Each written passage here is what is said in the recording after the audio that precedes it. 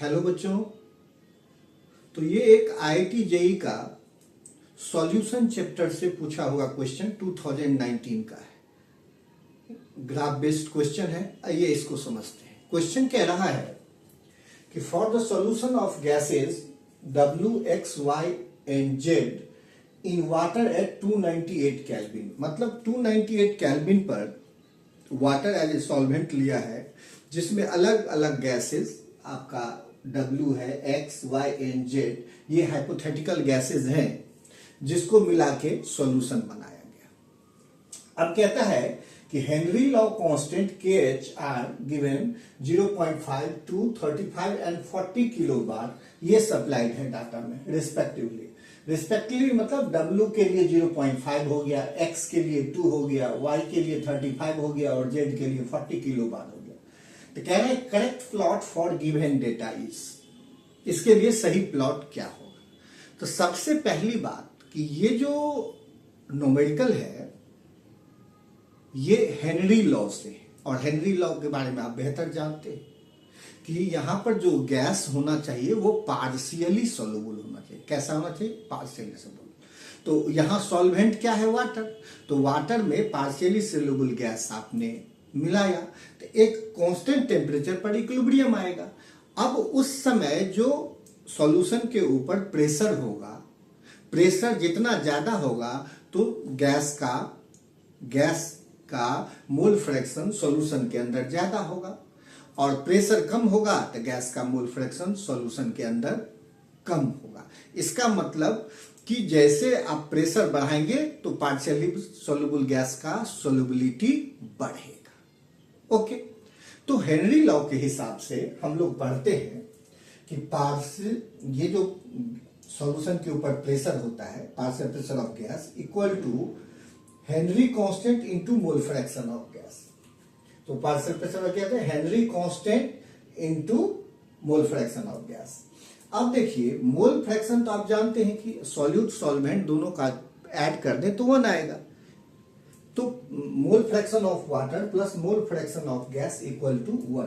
तो mole fraction of water plus mole fraction of gas equal to 1। तो mole fraction of gas कितना होगा? 1 minus mole fraction of water, 1 minus mole fraction of water.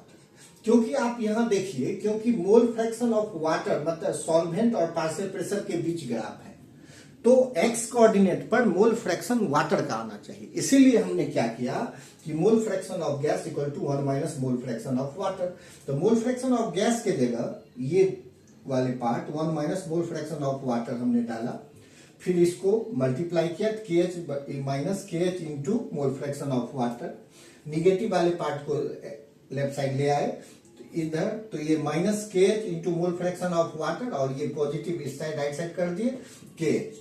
अब देखिए ये equation of straight line बन गया। तो y equal to mx plus c। तो y आपका पार्शियल प्रेशर ऑफ गैस है सॉल्यूशन के ऊपर, और x mole fraction of water है, और यही तो पूछ रहा है। तो यहां स्लोप कितना बन रहा है? Minus KH। तो यहां स्लोप जो m है वो माइनस KH बन रहा है स्लोप। इसका मतलब ये हुआ कि जिसका KH ज्यादा होगा उसका स्लोप उतना ज्यादा निगेटिव होगा। जिसका KH ज्यादा हुआ तो KH सबसे ज्यादा आपका कितना है? जरा KH को ध्यान से देखिए। W के लिए 0.5, X के लिए 2, Y के लिए 35, Z के लिए इतना। तो स्लोप तो माइनस KH होता है, तो इसका स्लोप आएगा माइनस 0.5, माइनस 2, माइनस 35, माइनस 40। इसका मतलब सबसे ज्यादा जो निगेटिव स्लोप आया है वो Z का, और सबसे कम किसका? W का।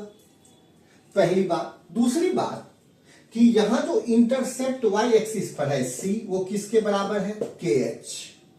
तो ये इंटरसेप्ट जो है वो KH के बराबर। तो इसका मतलब ये हुआ कि gas W, X, Y, Z 4 gas है, तो W के लिए KZ 0.5 है, KH, X के लिए 2 है, Y के लिए 35 है, Z के लिए 40 किलो बार है। इसका मतलब जो Y एक्सिस पर इंटरसेप्ट बन रहा है सबसे ज्यादा किसका होगा? Z का, और सबसे कम किसका होगा? W। तो हम ऐसे डाटा डाल दिए 0.5, ये 2, ये 35 एंड 40। तो 40 जो है KH सबसे ज्यादा किसका है? जेड का।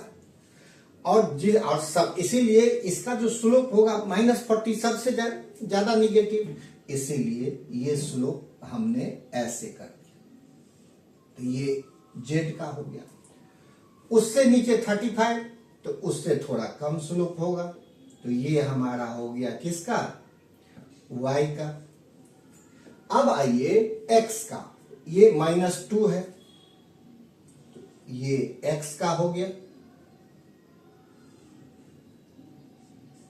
और ये w का -0.5, तो ये w का हो गया। और ये आपका x का। तो इसके हिसाब से अगर आप देखेंगे तो सबसे ज्यादा निगेटिव स्लोप आपका किसका आ रहा है, जेड का, और सबसे कम किसका, डब्ल्यू का। और इंटरसेप्ट देखिए तो सबसे ज्यादा जेड का आएगा और सबसे कम किसका, डब्ल्यू का। तो इसके हिसाब से ऑप्शन ए जो हमारा हुआ वो एक करेक्ट ऑप्शन होगा।